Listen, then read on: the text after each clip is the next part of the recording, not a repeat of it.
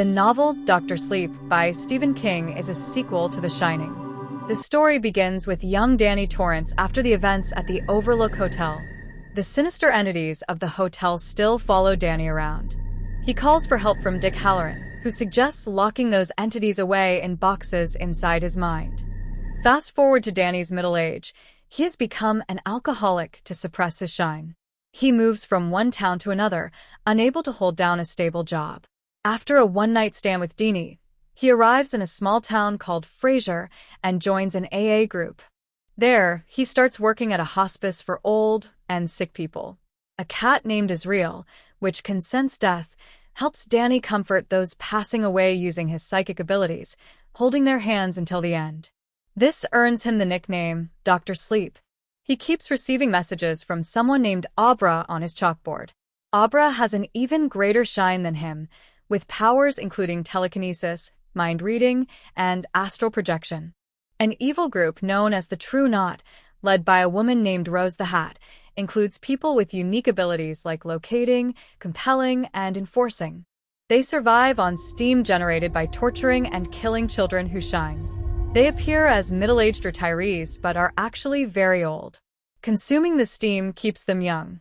The True Knot kills a boy known as the Baseball Boy, and Abra sees it in her mind when she cannot control her powers.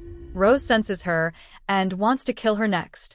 However, after consuming the Baseball Boy, the True Knot starts getting measles, which eventually kills Grandpa Flick, the oldest member.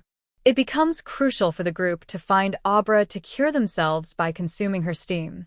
Abra reaches out to Dan, and they meet, where she tells him about the True Knot. Dan promises to help and protect her. Dan and his fellow AA member John Dalton, who is also Abra's pediatrician, go to find the Baseball Boy's body. Meanwhile, Dan's friend Billy, who is a little shine himself, keeps an eye on Abra to ensure her safety. They bring back the Baseball Boy's glove, through which Abra learns about other members of the True Knot. Dan, John, David Stone, Abra's father, Billy, and Abra hatch a plan to confront and defeat the True Knot.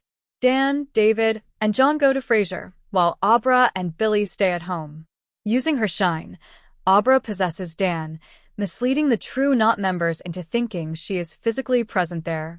They come to kidnap her, but a fight ensues between Dan and the True Knot, and Dan emerges victorious.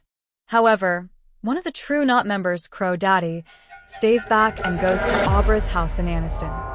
He manages to sedate Billy and Abra and kidnaps them in Billy's truck. On the road, Abra uses her powers to point the gun at Crow Daddy and kills him. Billy and Abra check into a highway motel. Lucy, who is taking care of her grandmother Conchetta in a hospital, is unaware of the events in her daughter's life. David informs her about everything with the help of Dan and John. It is revealed that Dan and Lucy are half-siblings, as Lucy's mother was Jack Torrance's lover.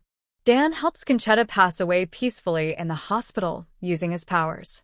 Dan, Lucy, John, and David go to the motel where Billy and Abra are to bring them back.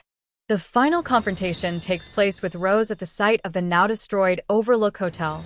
Dan confronts Rose, Silent Sari, and other members of the True Knot, ultimately defeating them.